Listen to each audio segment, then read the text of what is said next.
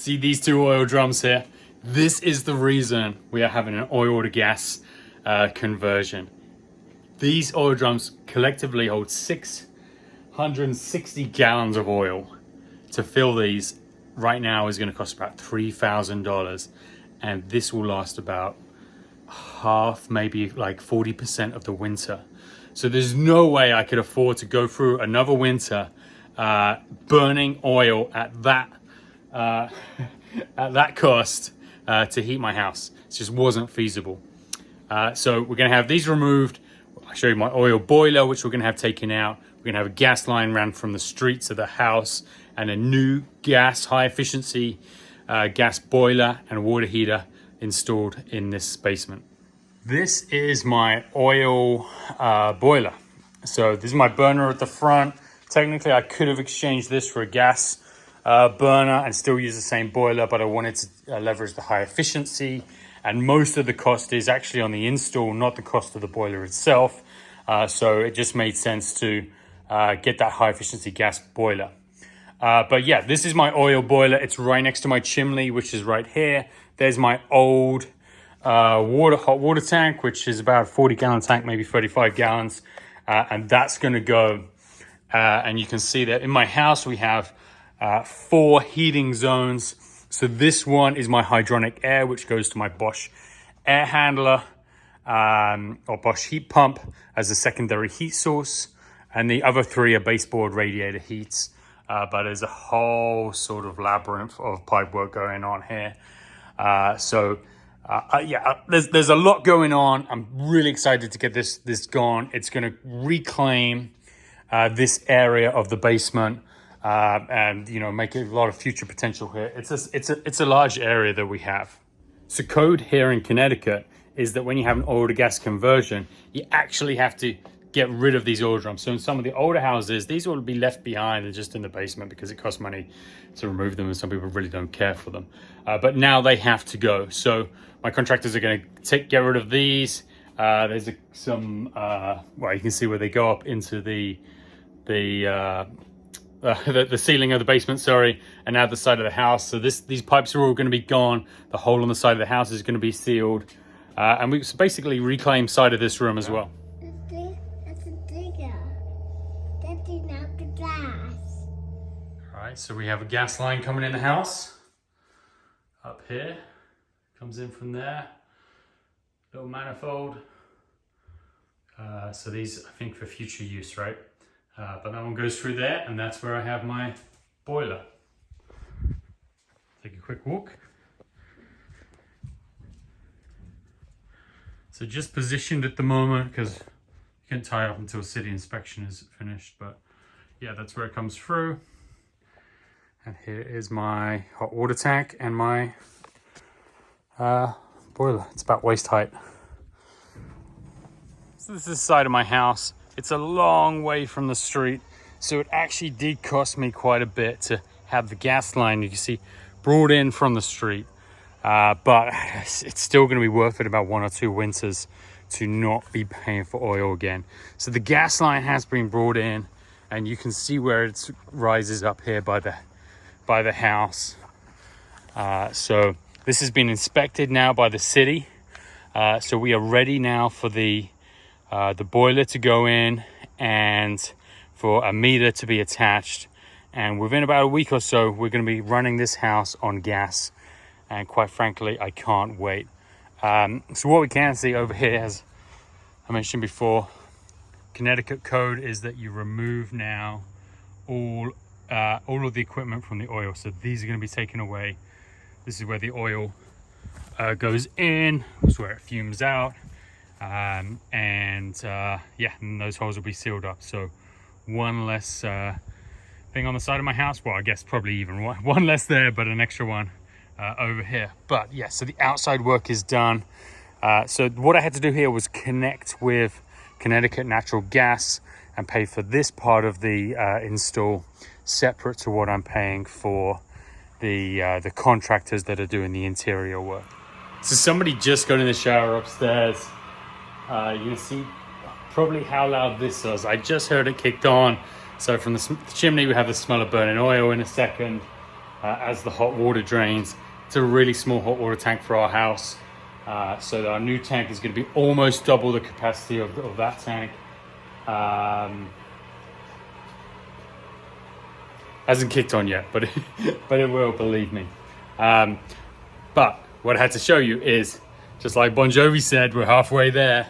We have our boiler and a hot water tank.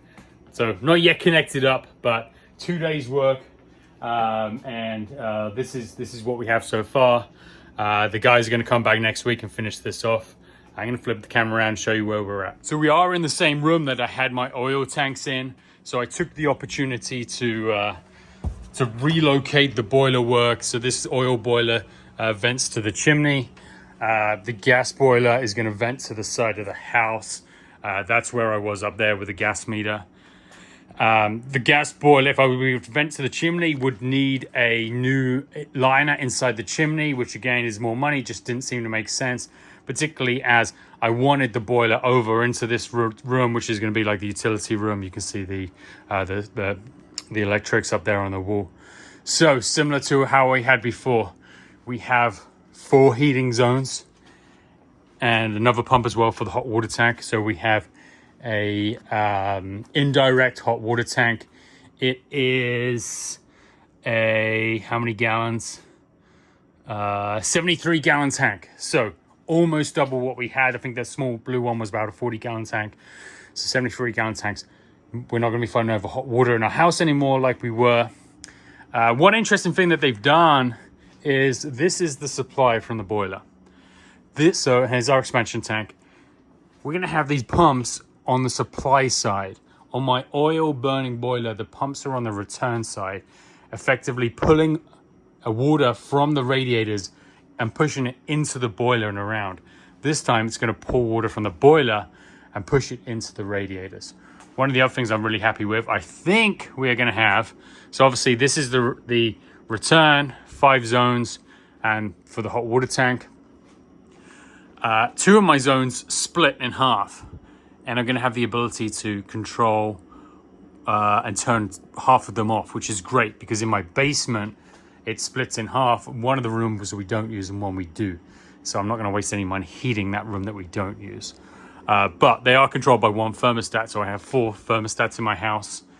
But yeah, there we go, halfway there.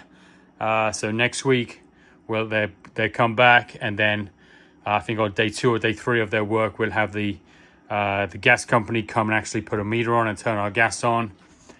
These things will be gone, and our cramped up storage will be able to go back against this wall. So excited, folks. You have no idea. This is the biggest modernization project in the house, and probably will be for the next couple of years.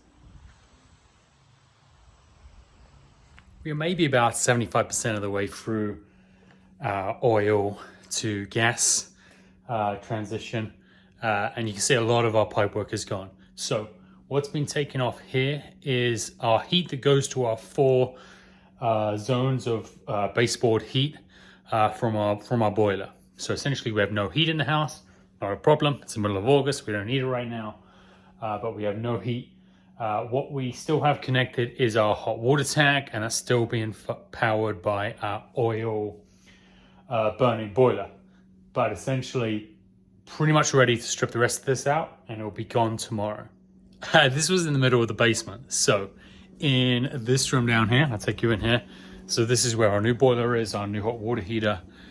So a lot of this is connected up already, including 3 of the 4 zones for our heating. The zone as well for the hot water tank. So essentially 5 zones, 4 of them are heating. So 4/5 of the way there in this room. Still a little bit of work left to do, but yeah, tomorrow will be the day when our gas gets turned on, the final transition from the oil burning boiler to our gas burning boiler, and our new hot water tank, nearly double the capacity, so no fights over any hot showers, and no losers getting a cold shower anymore. Then on this side, our 2 oil tanks, our oil drums, whatever you want to call them, 660 gallons of oil these hold. They're going to be removed, taken out, and where the pipes, where the oil comes in, that's going to be sealed up on the wall. We are very close and very excited. So I'll finish this video up tomorrow with a final product. Disconnected oil tanks, almost ready to remove. Fully connected. We just got ourselves a lot of space back in the middle of this basement. This is where that boiler was. So a huge amount of space now. A little laundry chute coming down there, which you can take away. But we're gone.